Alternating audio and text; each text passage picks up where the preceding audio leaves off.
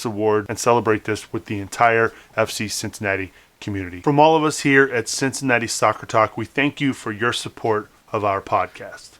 What's up, everybody? Subs here for Cincinnati Soccer Talk with a special announcement regarding the podcast. Many of you don't know this, but there's this awards ceremony show website called the Podcast Awards. Cincinnati Soccer Talk is up for nomination for the Sports Podcast of the Year. What does that mean? We need more nominations from you. Log on to cincinnati-soccertalk.com/nominate. In the sports category, there's a little drop-down menu. Pick Cincinnati Soccer Talk as your sports selection. If you're a podcast listener and you listen to some other shows and some other categories, feel free to drop down and select those as well. We want to be the winner of the 2017 Sports Podcast of the Year, and you can help us do that by going to cincinnati-soccertalk.com/nominate. Yes, it's going to require you to register and give up an email address. They will not spam you, but they just want to verify your email address as a nominator or a voter. So again, cincinnati-soccertalk.com/nominate. We do this show for you, and we really want to bring home this award and celebrate this with the entire FC Cincinnati community. From all of us here at Cincinnati Soccer Talk, we thank you for your support of our podcast. What's up, everybody? Subs here for Cincinnati Soccer. Welcome to Cincinnati Soccer Talk, powered by FC Cincinnati supporters. Get in touch, soccer fans. Email us at cincysoccertalk@spnt.tv. Now, here is your host, Nick Suberlane. Hey, what's happening, Cincinnati Soccer Talkers? Welcome to a special July 4th edition, even though it's July 2nd, of Cincinnati Soccer Talk, episode 72 coming at you here live on Facebook and YouTube, and of course in podcast format. Lots to get to this week. I know we had March to Match Day earlier this week where a lot of the guys here at Cincinnati Soccer Talk had a chance to recap what happened against the Chicago Fire. Well, the guys who weren't on that podcast who are here tonight are going to share their experience, talk about the emotion, the game itself, where they watched from, that sort of thing. We'll talk about that tonight here on this special edition, and of course, we're going to recap the 1-1 draw Saturday night against Orlando City B, and it continues to be another busy week for FC Cincinnati. A road game on Thursday against Tampa Bay Rowdies, and then they're back home over the weekend to take on the Richmond Kickers. Of course, we want to hear from you. 513-399-KICK, 513-399-KICK is the phone number if you want to get in touch with us, and of course, hit us up on the Twitter as well at Cincy Soccer Talk. Let's start with you, Joseph Sagai. Welcome back to the show. How are you doing, buddy?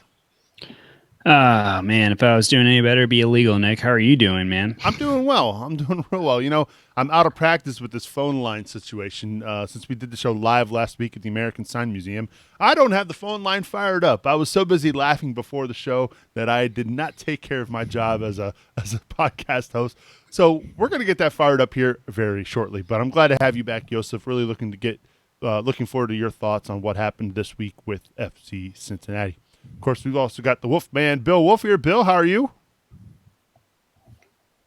No wolf sound? Oh, man, you're slacking. Well, I didn't play Joseph's, so I was like, you know what? I'm going to not play it for everybody. So okay, that's fair.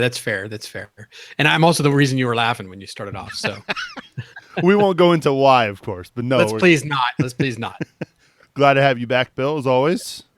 Great to be back. And last but not least, Brian Weigel. Brian, how are you? Doing very well. Finally got to be home this weekend, so that's nice. Got to see a lot of family. Got to watch a lot of football yesterday. Go USA and FC Cincinnati. So just ready for another big week of FC Cincinnati. Yeah, it was a big week for the Orange and Blue. Let's start. And obviously, Bri, you hosted March to Match Day this week, so you had a chance to kind of fill everybody in on your emotions going into that game. I'll start with you, Joseph. Let's talk about that Fire win. What did it mean to you? Where did you watch from? What was going through your mind throughout that whole night? Yeah, so I was one of the rare ones. I had to watch from home, but just seeing my phone blow up as the match proceeded, we saw a lot of people who really hadn't understood what soccer could be with a 0-0 game going through. I think there's a constant predisposition to some casual fans who really aren't interested in the sport who they see 0-0 and they think it's going to be a boring match. And I think that match had everything. Mo Egger said it. Lance McAllister said it even before the PKs, that we really saw this team play their hearts out for the chance to really continue in this cup. And I don't think there's anything matched that matched one. I spoke with the McLaughlins, Jay McLaughlin, who echoed my sentiments of the roar that the stadium had when Jimmy McLaughlin, who didn't start, who usually is he started 13 out of 14 USL matches. He came on the pitch and he really had a huge impact while he didn't hit the back of the net until that last PK. And we saw others who just after that final save from Mitch, who I think a lot of us were hoping maybe 1-2 saves would be a lot out of any keeper against an MLS side. And he had 3 that shut out the team. That match is something that's going to go down in this city's history, in this club's history. And I don't think it's something that anyone who's an FCC fan will forget.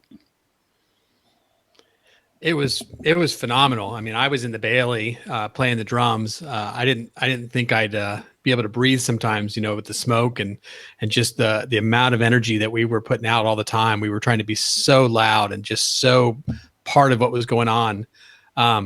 It's something, like you said, Joseph, I think it's a match that people are not going to forget. And it actually had little to do with what was going on with the pitch. It was just the whole vibe of the atmosphere. I mean, what happened on the pitch was phenomenal as well, without a doubt. I mean, people couldn't believe we did what we did, but just there was just this electricity, I think, from the moment the match started. I think people were, even when they were quiet, and there was comments from ESPN that we were a little quiet as a stadium, nervous, I think was the word they used. And I think that's appropriate. I think everybody was just literally on the edges of their seat, just wondering how we were going to survive Chicago, because they were tough. I mean, they came out strong at the beginning. Well, Joseph, you were at home, you weren't in the stadium. What was your reaction on the Wiedemann goal, no goal? Well, my polite reaction was that I was glad that we could take it to extra time. I think it was really close play. I think it was really tough for the side official to make that call from where they were standing with a couple of bodies in front of Andrew. I don't know. It was a tight play, so it's really tough for me to say, oh, well, I mean, I have my opinion that, that was a good goal, but it's tough to argue with how close the play was. And that goes to the technical ability of the pass and the collection that they timed it. I think they timed it really well. And we also found out Andrew Wiedemann has a tattoo on his left shoulder, which I don't think was public knowledge until this point. And I think that went under the radar with the win and his fireman repost for putting out the fire. But very nice. Brian, let me throw in something real quick, because I heard the commentators make a comment about the defender shielding Wiedemann, and Joseph said the same thing.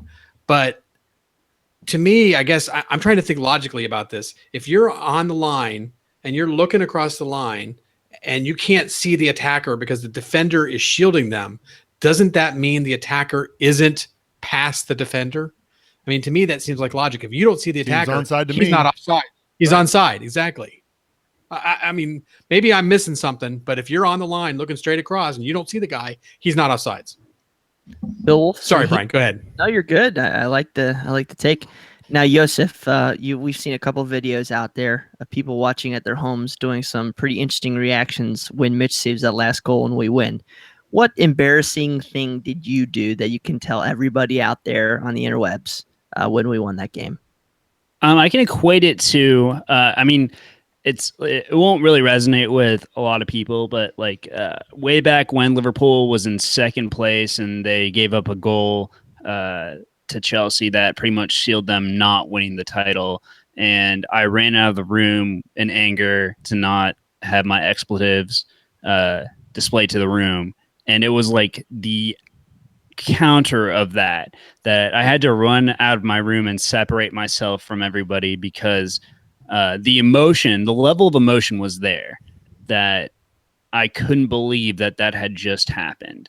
That, I mean, I don't want to take anything away from Mitch, but just that everything fell into place, from everything building up, from Matt Boehner to clearing that off the line, from Mitch's, dozens of saves, standing on his head to get this ball in, and then just watching one by one as tactically we had put, we saw that Alan Koch had a plan for this team when he put those guys into the lineup. And, we saw Quinn go over the bar, and I think everybody was a little bit despondent after that.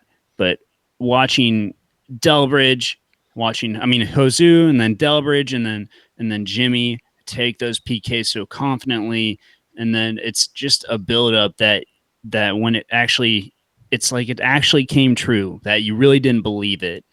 So my embarrassing reaction is, if I could jump high enough, I probably would have jumped through my ceiling. But it was something that I'll always keep in my heart, and that, we've all watched, I'm sure, a million times through replays on Facebook and YouTube.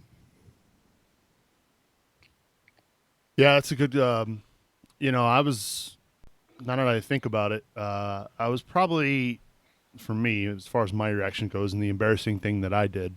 It was first I want to brag about my son, right? So my he's going to be 9 here in a couple weeks. He's never been one to scream or yell, even when we're watching games on TV. Like, that's not his nature. So we get to about the 75th minute, and at that point it didn't really look like anybody was going to score. It looked like extra time at that point. And Ben turns to me and he says, Dad, if this goes to penalty kicks, this favors Mitch, because he's had to make all kinds of saves tonight. He's into the game. The Fire's goalkeeper hasn't had to do anything. And I was like, dang, Ben. Who is this kid? He needs to be on TV with Tommy G. And then as we get into extra time and we see, what should have been a legit goal, we see what was a clear handball in the box at the end of regulation. We see Jimmy with that fantastic chance there in the 120th minute.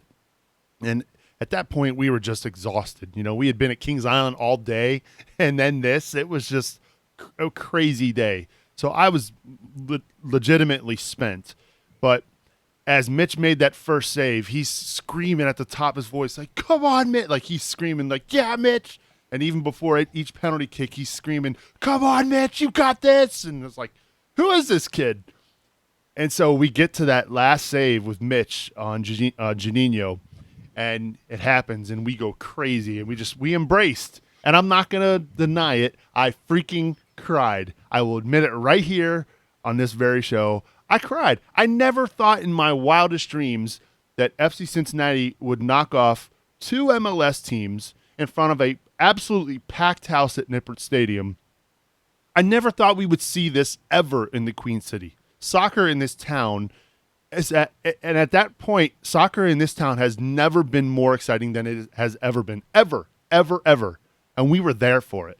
And so I just took it all in. I watched the crowd. I recorded that ridiculous screaming video after the game where I had no voice, and just could not be more proud of everybody involved with the team, the city. It was just a really good night to be proud to be a Cincinnatian. Can we give a shout out to Josh Staley, by the way?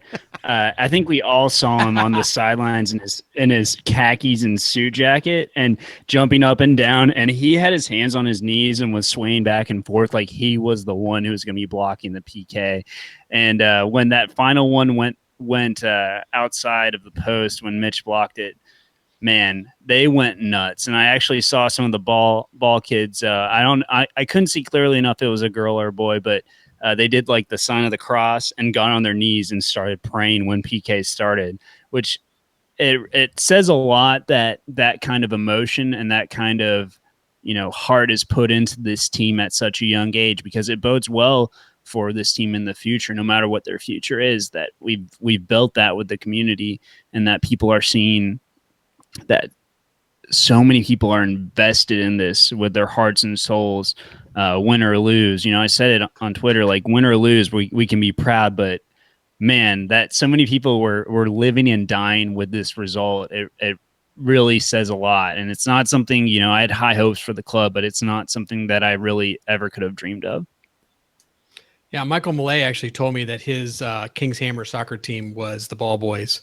I don't know if that was the only group that was out there, but we could ask him for an identification maybe. I'm just surprised you guys didn't rib on me a little bit more for the fact that I admitted to crying. I'm surprised. I figured some sort of smart comment from Brian Weigel would come up, but we can't accuse you because I believe a lot of us probably did the same thing. well, good. I feel a little bit better. Awesome. It was just a tremendous night, and again, proud to be a Cincinnatian, and trying to catch your breath from that, and then to have to quickly regroup and play an Orlando City B team on Saturday night, which we'll talk about that game here very shortly. As we mentioned before at the beginning of the show, we've got phone lines open. They are open now, 513-399-KICK if you want to get in touch with us. Let's go to those phones. I'm not sure who this is because we don't have a screener tonight, so I'm just going to say area code 513. Hi, who's this? This is your favorite person, Weimer. Hey, Yes. what's going on, buddy? The bastard. How's it going? Not much. Tubes, I'm still crying. Don't worry, I'm still crying after that game on Wednesday. Good. I feel a lot better, man. I was just at Bucketheads crying in my stomach too, just telling you. But rewatching that penalty kick. And I've got an offer for you, Subes, because everybody else got painted up. If we win in Miami, me and you paint up in the front row. Me and you, Subes. So are What do you you talking about for like just a USL game, or are you talking about for like for the Open Cup when we play New England or the Red Bulls after we beat Miami? Me and you are painting up for the semifinal game. Well, in the first row of the Bailey. That poses a little bit of a problem for me, because my guess is that's going to be a weeknight game, and I start a new job on Wednesday, so I have zero PTO. So, I will make a deal with you. I will do it for a USL game on a weekend. How's that? Let's do it then. If they win this game, well, let's do it. Me and you, we'll go to Lowe's and buy out all their paint, and we'll paint ourselves up, and we'll get ourselves going. Chris, this is Brian here. I think there's only one way to improve upon that offer, is that the Lone Wolf joins in with you guys.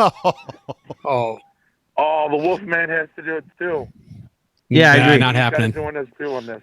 Yeah, I agree with you on that Wolfman. one. Yeah, I've got the over 40 exemption. I think I'll pay for your whole tab at Hangar Reezy that night. There we go. If you paint up with us, Bill Wolf. And Bill Wolf, you paint up, Yosef will paint up too. Whoa. Never again. Yosef has to actually paint up the whole body, not just like... Called him out. So you guys, if you realize this, if you're the first person to talk, that you can just add everybody else's name to it. So, yeah. Yeah, especially when you're like going to skip the next several games and things like that. Right. Yeah. Well, baby. I got an excuse. All right, Chris, I'll try to get down there, man. I promise. I will try to get down there. Ben Knapp. We'll throw it up. That way we both look horrible together, Stu. So that way if we both are together in the first row, we could just sit behind the goal, and you know what? Nobody's ever going to shoot on that goal because they're going to be blinded by it. So, I mean, we could be like the 12th man just by ourselves. The Bailey could be empty and just me and you painted up would scare everybody in the USL. That sounds like a plan, buddy. Chris, appreciate the call, buddy. Thanks for holding. Night, I'm about to go eat me some Chipotle. Oh, I'm jealous. Take it easy, buddy. That's Chris giving us a ring here on Cincinnati Soccer Talk. We've got phone lines open, 513-399-KICK. I know I made the deal, and I would love to be at the next Open Cup game if it's a home game. The only problem is that it's most likely going to be on a weeknight, and that's kind of a bummer. If it was a weekend, I'm there in a heartbeat. But we'll see what happens. Again, we've got phone lines open, 513-399-KICK. Get in touch with us. We'd love to hear from you. So we kind of touched on the fire win, which was a big deal, obviously. And what was even more impressive with the shutout, the Widmer's clean sheet, the 8th clean sheet of the year. Make sure you check out Widmer's Fluff and Fold laundry service at widmerscleaners.com. The Chicago Fire go out over the weekend and win 4-0. You think they were a little upset? I think so. Mm-hmm. They poured it on over the weekend. Poor team that came after us, right? Yeah. Vancouver? Yeah, they scored 4. And then we go to Orlando and in the first 3 minutes give up a goal. It's like, what is going on here?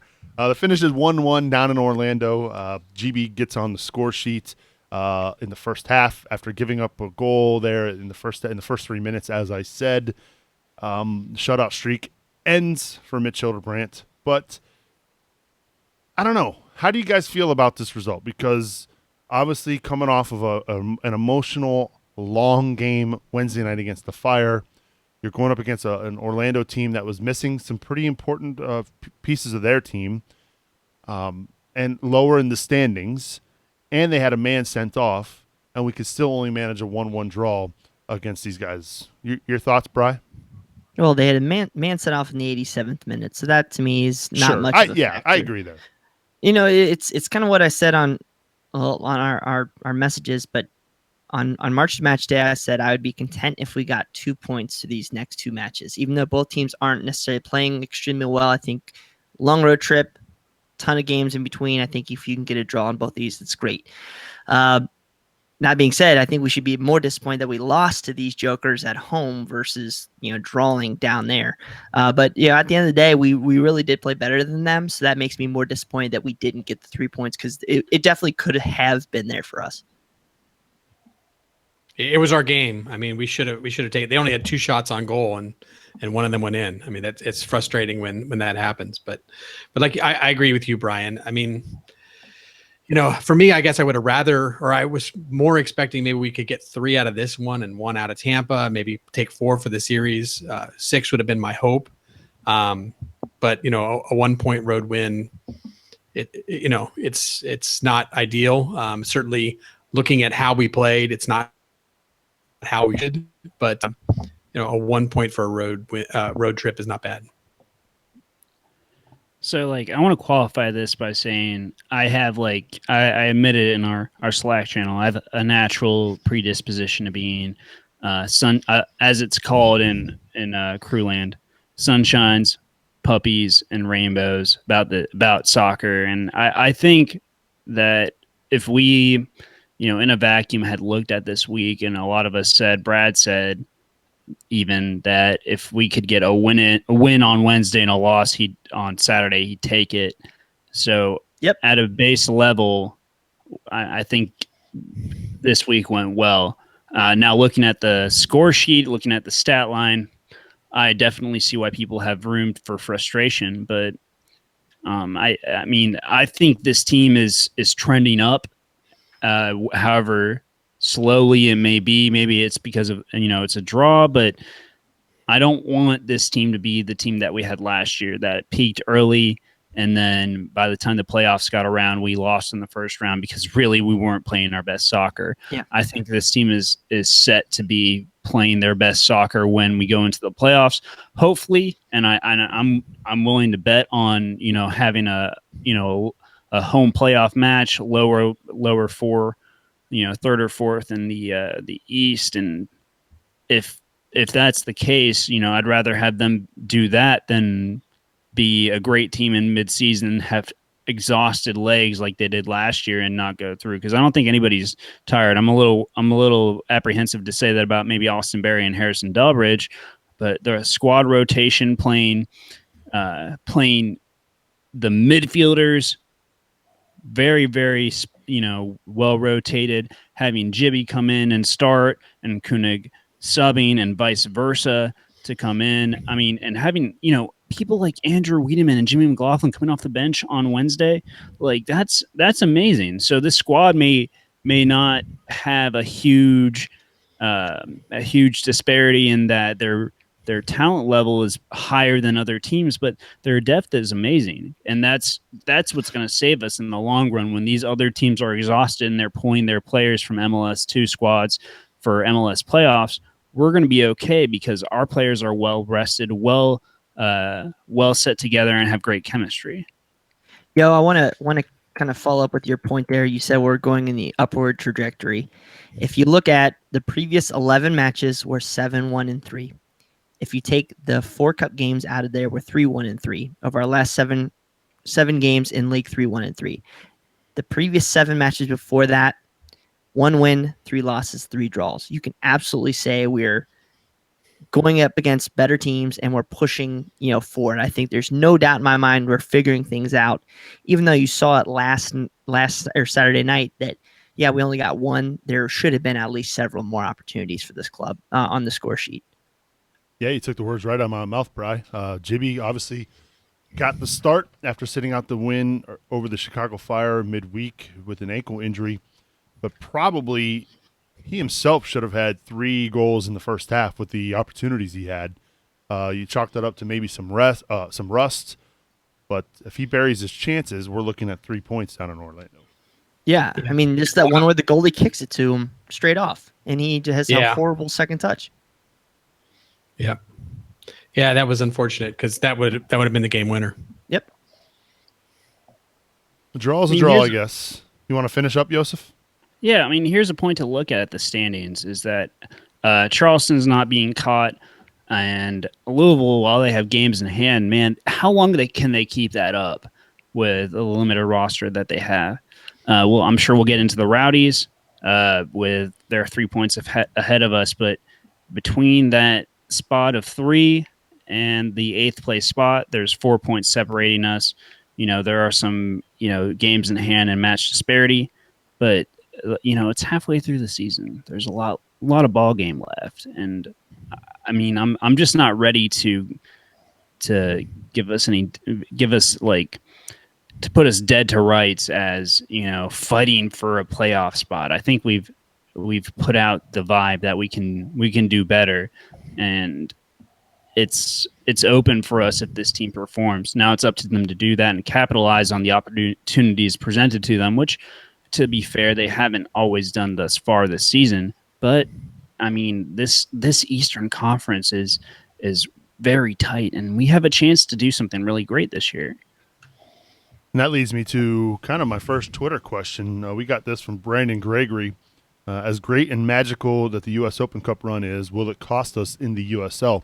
And that's one thing that none of these teams will have is these extra games. They'll be able to rest guys, whereas we're going to be playing 2 games from here on out, the next few weeks, if we continue to progress in the Open Cup. So do you guys think it's going to cost us in the USL?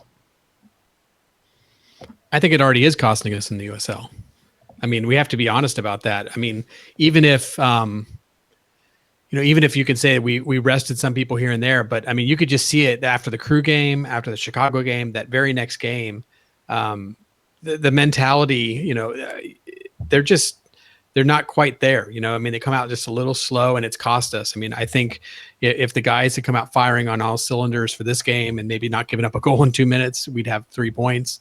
Certainly the game after the Crew, we had some opportunities there, but without a doubt in my mind, the team has focused on the cup run. And after each big win, it's tough to get back into just playing league play. So.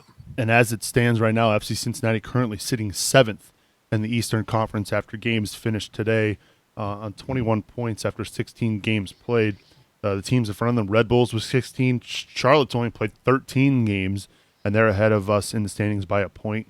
And, of course, you got Bethlehem and then Tampa Bay at 3rd. And although those teams are just separated by within 3 points, Bri, I mean, the cup run really – if it wasn't for our depth, we'd be in a lot of hurting right now. I mean, we absolutely should focus on this cup run. We were talking about this with a couple people on Twitter today. Is what's better for the football brand of FC Cincinnati, making a cup run like this, beating 2 MLS teams, or getting to the Eastern Conference Championship or Eastern Conference Final 2 years in a row? There's no doubt that it's making a better cup run. I mean, am I wrong here, guys? I think this is more instrumental in doing anything football related for FC Cincinnati than what they can accomplish in league play, maybe outside a championship. I agree 100% with you, Brian. Especially when you're looking at like the MLS bid and things like that. the bigger market exposure we get, the more opportunity I think, or more chance we have of getting that MLS franchise. I mean, so let's talk about this. You know how we're a little disappointed. We're giving up points in league play, but we're averaging 1.7 points a game when you talk about your last 7 results. I mean, there's not many teams in this league that can even match that in the regular season play right now. So I think it's, if anything, it's given us confidence moving forward. Well, let's ask this question, because obviously we know there's been some departures of late. We know of Daryl Fordyce being released by the team due to personal reasons. He put in the request. Jeff Birding granted it, so he's been released. Looks like he's going to be heading back up to Canada, where him and his wife recently became permanent residents. So we appreciate, we really had a lot of fun when Daryl was on the show a few weeks ago, and wish him nothing but the best. Same goes for Derek Luke. He's been granted his release, although he's been out due to injury. He's been rehabbing his MCO, and so we wish him luck as well. We believe Victor Manzarek has left and gone back to Seattle. He was still on the FC Cincinnati website as of Friday, but that's what we've been led to believe. So that's 3 pretty significant, well, I wouldn't say significant, but 2 players that got some playing time this year that helped with that depth. Are they going to replace these positions? That question's actually coming from a friend of the show, Patty, on Twitter. She wants to know, are we going to be replacing those 3 open spots? Yes. Sorry, guys. Well, y'all can go from there. Well, I don't know what else to say. I think, I love Derek Luke, and he was great actually at Foot Golf last year coming out with us. But I think we in the backs position, we're pretty covered. And I'm a little bit sad that Daryl Fordyce, I don't think he ever got used to his full capabilities on this team, whether it be a fit as far as formation and adjustments. But, this team has money to throw around, and I think we were carrying, a lot of more players than I thought on the roster. And that's, all of this said, I think there are a lot of players who've been buried on the roster this year, specifically Omar Cummings, who, I'm not specific on knowing if he's fit, but with running out 2 strikers now, I think he's going to have his chances if he is fit to play, or at least I hope he would, because I think he can make an impact on this team. Well, so sorry, Bill, you can go ahead. It's not that big a deal. I was just going to say, related to Fordyce, Joseph, I agree. He didn't really ever get his stride. I think, what hurt him is in the preseason, he looked really good. I actually spoke with Coach Koch in the preseason. He was pretty impressed with Fordyce, but then he got injured. And, unfortunately with soccer, it's one of those things where if you're out for a spell and other players step up, it's hard for a coach to then change, tactics and bring people back in once they start to have confidence in the people they have. So I think he sort of just timed poorly with his injury right at the beginning of the season. So what I was going to say here, guys, is that the FIFA transfer window for the United States of America opens up on Monday, July 10th. There's only one position I look on this team where we really need somebody, and it's not necessarily needed, but if we want to, what everybody says right now, we still want to focus on winning the league. I mean, that's what we're here for every day. The one position I think that we only can really improve on is the number 10, and there's not many of those players out there. So realistically, where else would you bring in somebody, or is this really an option? That do we need to bring in somebody? It would be nice. I mean, because you're right. That's the one area we're missing, is that playmaker. Yeah, what I'm trying to get to say is, okay, we bring in somebody who's unknown, and then we kick out Corbin Bone or Kenny Walker or Jimmy, and these are guys that have still been playing well. So there's consequences, and it's not just easy as saying let's bring in somebody. But that being said, I would still like this. I think that's the only one spot where we're missing. If we can bring in a South American playmaker, of course it's cliche American soccer person right there talking. But if we can do it, if it's the right person, might as well. If there's anybody that could do it, though, it would be Coach Koch. I mean, he's got connections. He brought in GB. I mean, you talk about bringing. I mean, nobody knew who GB was before he arrived here in Cincinnati. So if anybody could do it, it'd be Coach Koch. Yep, I agree. Yeah, and I mean, I think right now, we're not hurting for people. I think the only place we start to get into problems is we are heavily rotating the players we have, and if we start to injuries, since Delbridge, I'm not sure what his status is at this point after that last game. What do we do? I mean, we definitely have some players, but once you get past Hoyt and Delbridge and Nico and Barry, who's our center back? Or if we would lose Bone, for instance, or Walker again to an injury, who fills that center? So I mean, I could see with losing a few players that they'd want to at least shore up those positions with some more bodies. It's going to be interesting to see. Yeah, it's going to be interesting to see because we haven't gotten any official word from the club as far as anything that happened to Delbridge. He did get subbed out late after sustaining some sort of knock Saturday night against Orlando City B. So make sure you stay tuned to Cincinnati Soccer Talk for more details. Maybe there won't be any. Maybe he's fine and just needed a rest. I mean, he's played a lot of minutes over this past month, so we shall see. Let's go back to the phones, the Kings Hammer hotline. Area code 513. Hi, who's this? It is Yursky. How are you guys? What's going on, buddy? How you been? It's been a while, so I figured I'd give a call in. The thing that I was wondering this week is I'm questioning almost, and it's almost feel weird questioning a decision making during that Fire game, but the decision to put Eric Stevenson in the lineup. What do you guys think about that? And what were you thinking before the game and after the game now? Are you thinking that was the right decision, or would you rather somebody put somebody else in that position?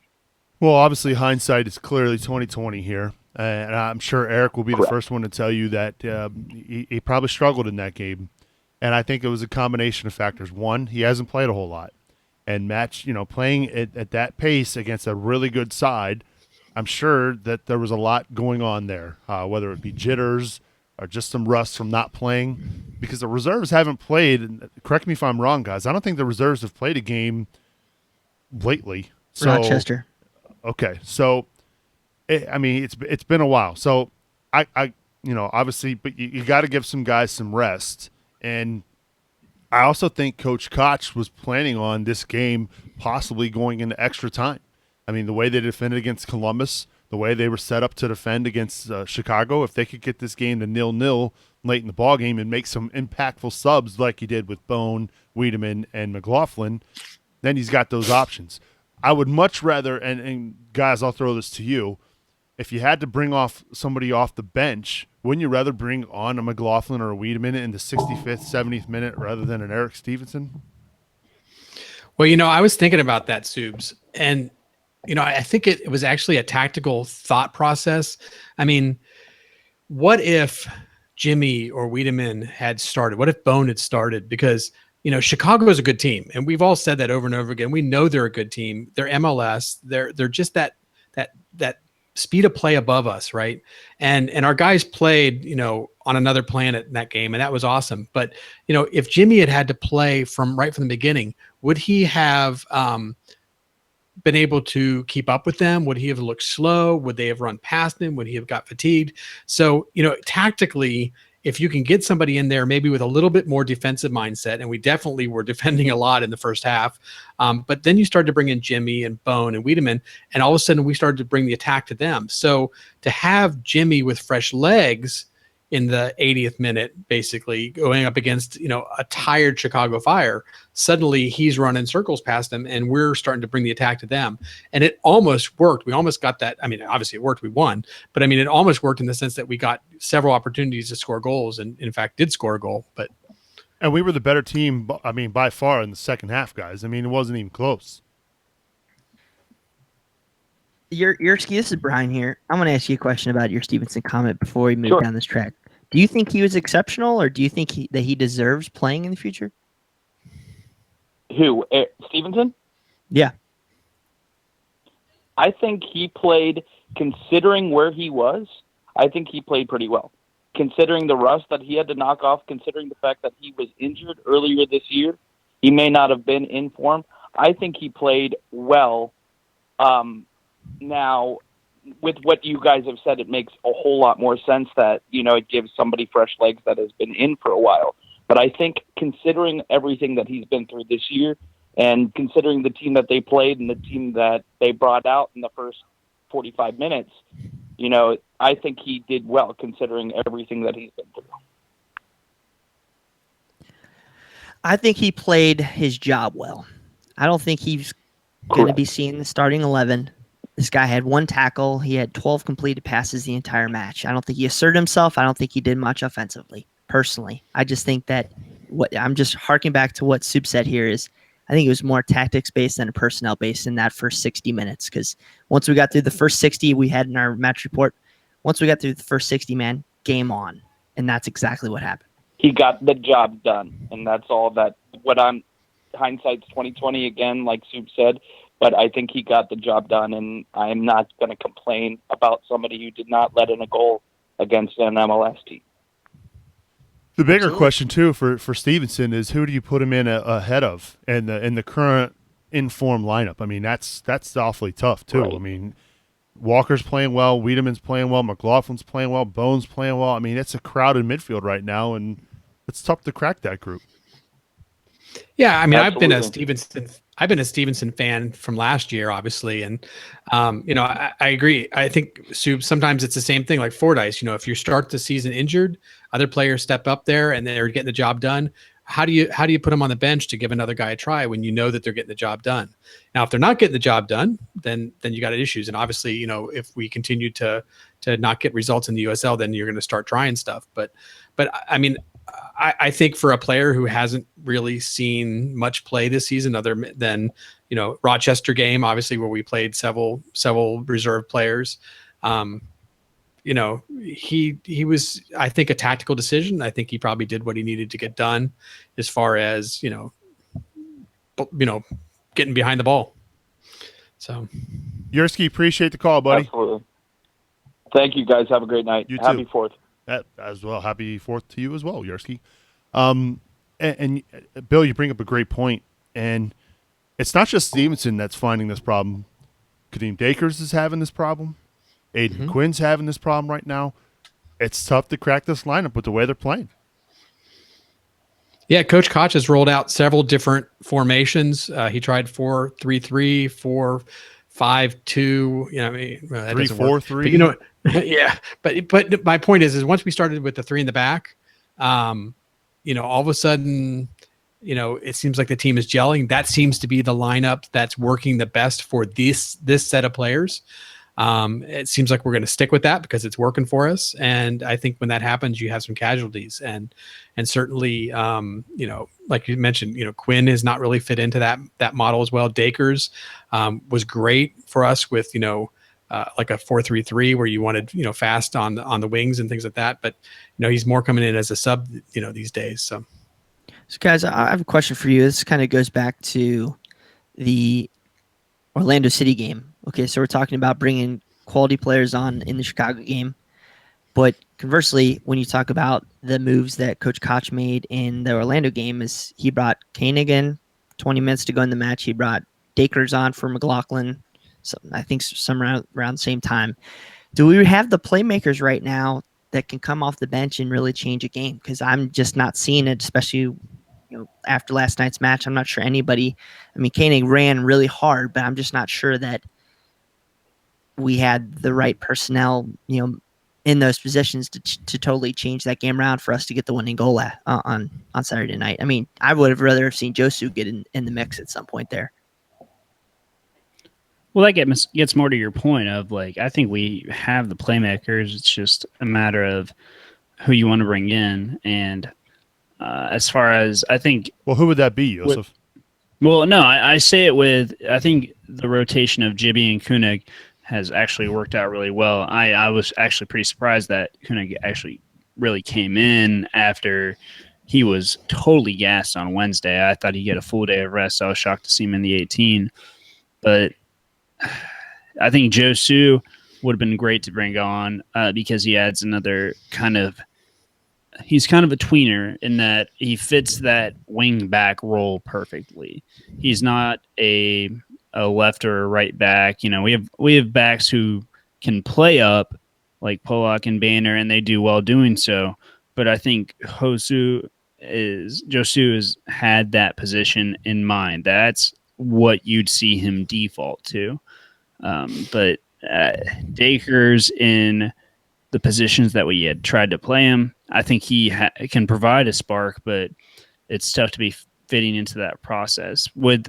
It gets lost in the shuffle with a team that is constantly trying to find a formation that fits them perfectly, that these are human beings who need to adjust to that formation, and people who have done better in roles that may be better in other formations. So it's a work in flux in a way, and not everybody can be Jimmy McLaughlin or Andrew Wiedemann, where we see Jimmy kind of play well, whether he's up top in a left back role, or a left strikerish role, left wing role, or even if he plays centrally. And Wiedemann can pretty much play striker, left, right, and center. So, well, we're trying to talk about the guys you bring in to replace these guys that are in the starting 11.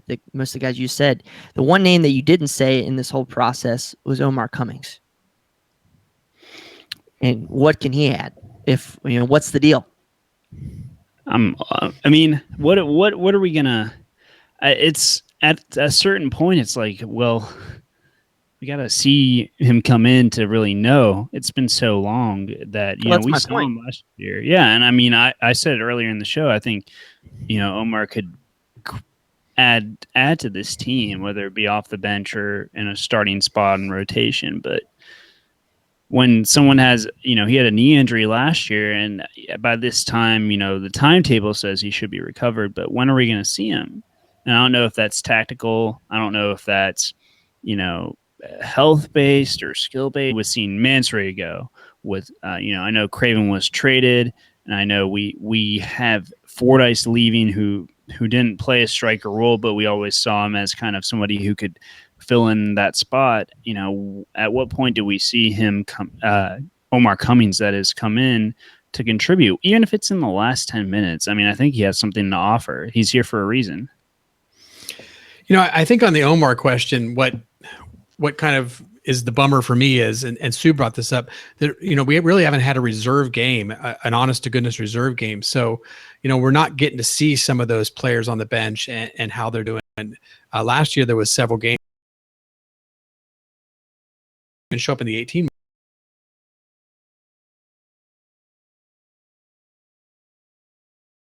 First place Charleston guys. This is the same team that at Nippert Stadium.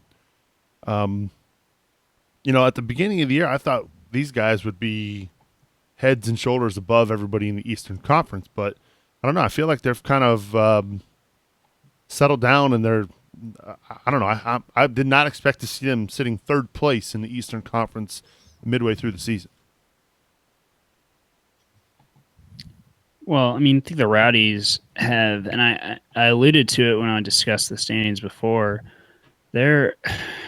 what can we expect from them that they've played, a match more? We talked about how many, matches are evening out as the season goes on, but they played a match more than FCC. You want to know the last time they actually won a match? It was like back in mid-May. So wow. It was May 19th, in fact. Right? Yeah, versus Toronto. Yeah. So, and let's not forget that was the match we drew against them, which we were lucky to draw, because it was all things considered kind of a BS run that they put those 3 games and had the Rowdies on a Wednesday, where we had we were sandwiched between 3 teams that were quality Eastern Conference sides. So at the end of the day, I think we're going to be able to be capable of winning this match. We have enough rest, and I'm more worried that we'll be tired on Sunday than not being prepared for a Thursday match against them, whether it be away or not. Brian, I know you're. I think after the. Go ahead, Bill. I was to say, after the Orlando miss, I have a feeling that this team's going to be looking to show that was a fluke, and that I have to believe that. See, we've had a website that have been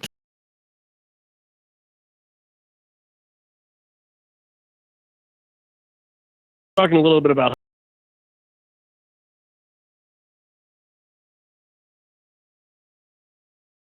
light. We all can agree we've been playing with house money for quite a while. So, I mean, I hope people are cognizant of that when they take that into consideration. I mean, if a loss does come out, but hopefully that won't be the case, and this conversation is totally moot and doesn't really apply to the situation in the future. Right. But coming around to the question, I guess, about Miami, I mean, they beat a couple of MLS teams as well. So I think they're a quality Atlanta side United, for sure. notably. Yeah. Right. It was just one of those things where you think about it and you go, like you said, you beat two MLS teams to get there, and then it's a lateral move, so to speak, with playing another Division II team. And we know that the soccer community, especially on Twitter, is very level-headed and will completely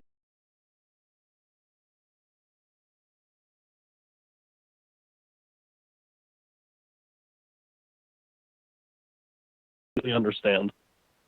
So they will, it wouldn't be a problem at all to lose to a team in the NASL.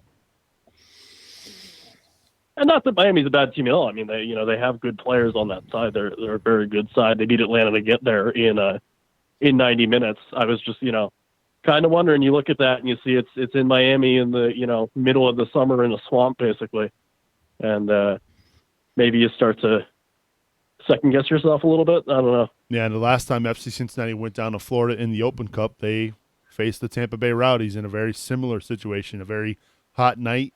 And it didn't go their way. So hopefully they learned from that a year ago. Hopefully I'm wrong, right? Yeah, hopefully we hope you're wrong, Evan. Sorry, we hope you're this wrong. All doesn't matter. Yeah. Well, right, hey, we appreciate the call. Don't be a stranger, all right, man? All right, take care, guys. It's the beat writer for the Bethlehem Steel, Evan Villela, giving us a ring here on Cincinnati Soccer Talk. You never know who might call into the show here, even though we're doing it on a Sunday night, which is very unusual for us. But glad you're with us. If you're watching us live on Facebook or YouTube, thank you for tuning in on this Sunday night on such short notice. Shall we do some Growler Cup predictions? We've got 2 games to pick this week, guys, believe it or not. I'll start with Yosef. Brian's not going to pick it all this week because we don't want to hear about him. So we'll start with Yosef. What's going to happen against Tampa, and then what's going to happen against Richmond? Richmond, obviously, we know they are struggling right now. 14th out of 15th in the Eastern Conference. 15 teams in the Eastern Conference that are 14th. Again, they've only gotten 3 points total since we faced them last. That should, keyword there, should be a 3 points in the bag Sunday at Nippert Stadium, but that's why they play the game, right, Yosef? Well, why are we starting with me?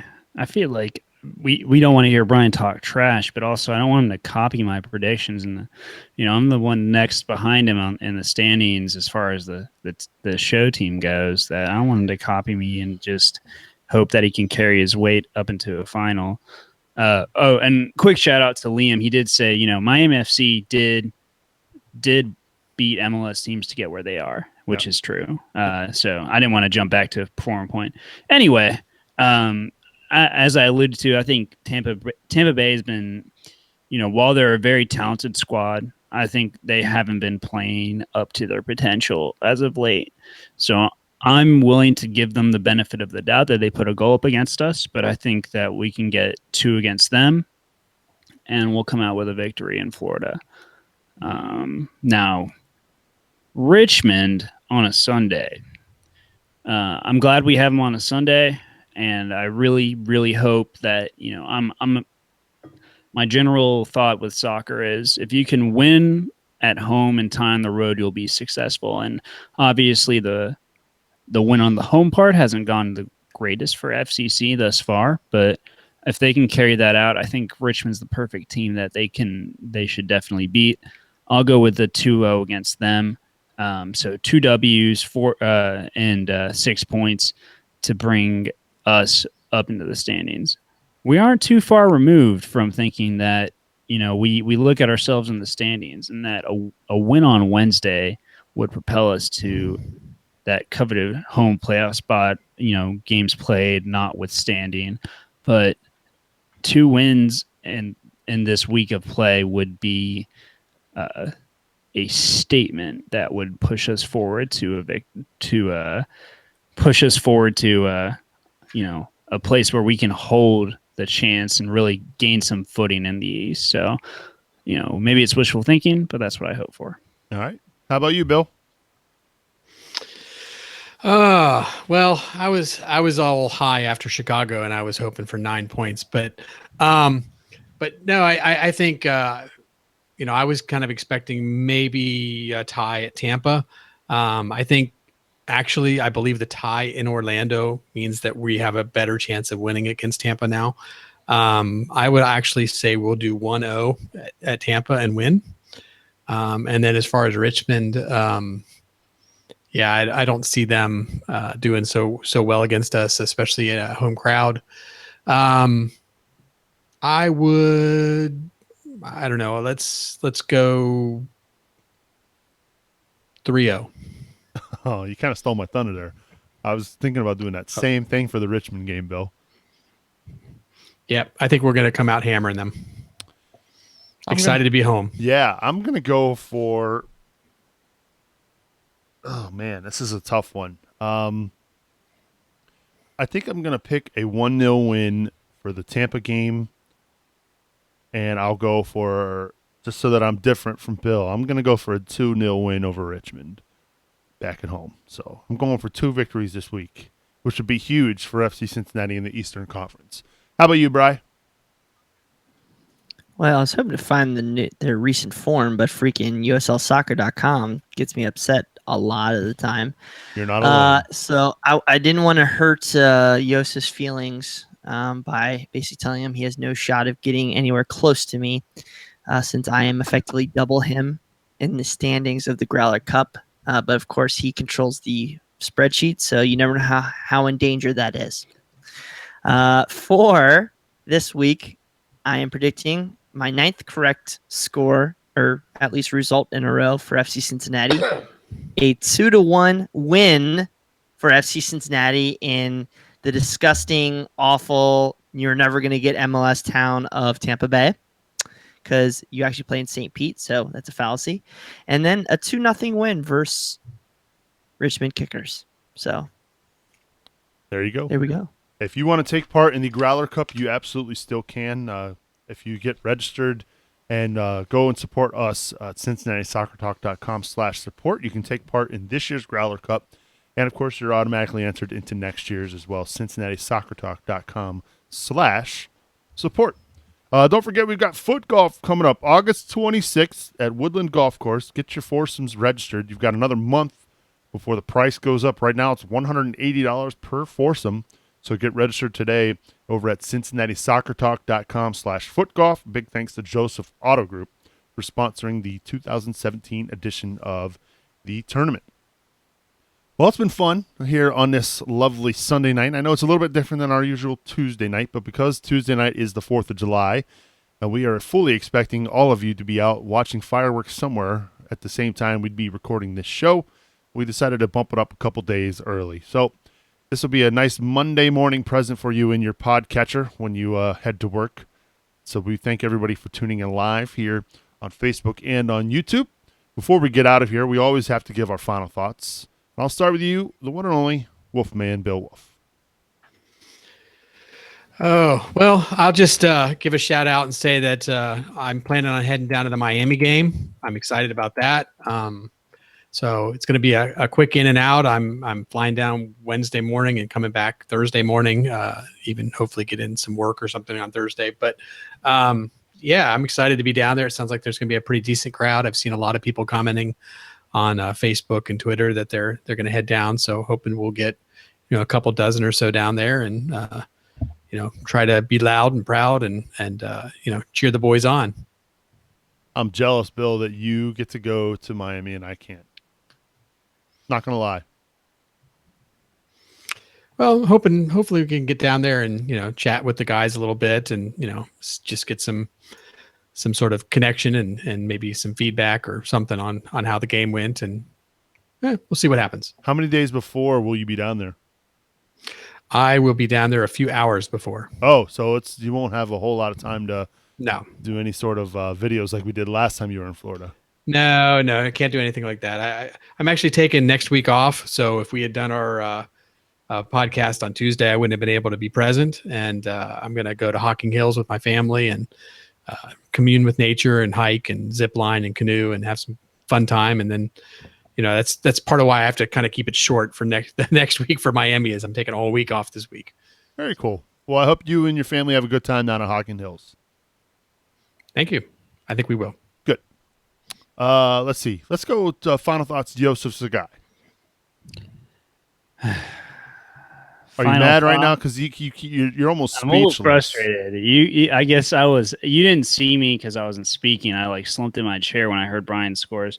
I guess my final thought would go out to Dave Tingler.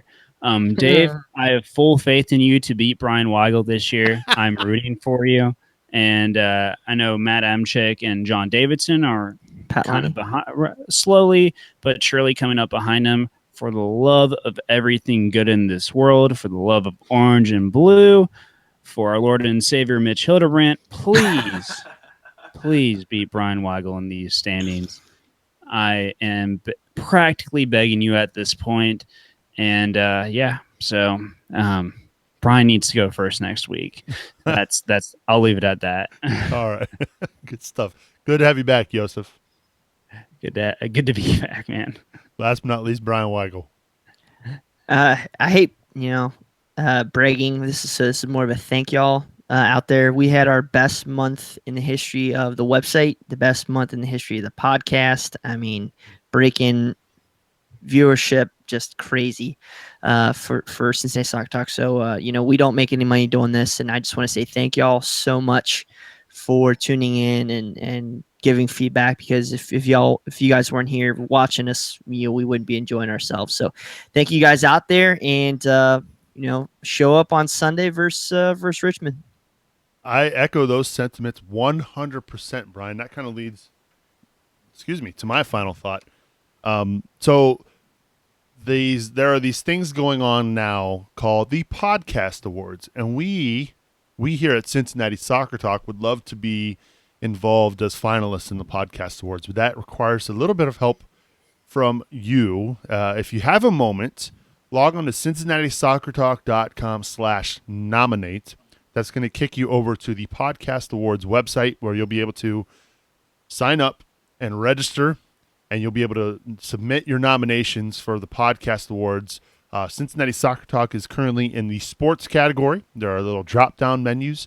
So if you just click on the drop-down menu in the sports section, you pick Cincinnati Soccer Talk. We certainly would appreciate it. You only have to do it one time. And so, again, that web address, cincinnati-soccertalk.com/nominate. Help us become a finalist in the 2017 Podcast Awards. We really do appreciate it. And as Brian said, huge thanks to everybody who's tuned in live, who's downloaded the podcast, who's read an article, who shared a Facebook post. This is all about the community of FC Cincinnati fans, and we're just a small part of it, and we appreciate everybody's attention, everybody reading, everybody listening. It's been a great run here in 2017, and we look forward to doing bigger and better things as we continue forward here with Cincinnati Soccer Talk. Don't forget, you can rate and review the show on iTunes, cincinnati-soccertalk.com/iTunes. You can do that there. And don't forget, if you subscribe to our podcast, you'll automatically get March to Match Day. 2 episodes coming at you this week from my main man, Brian Weigel. I think it's time to get out of here. Big thanks to Bill Wolf, Joseph Sagai, and Brian Weigel. I'm Subs, reminding you to watch your tackles. Have a happy and safe 4th of July, and we will talk to you next week.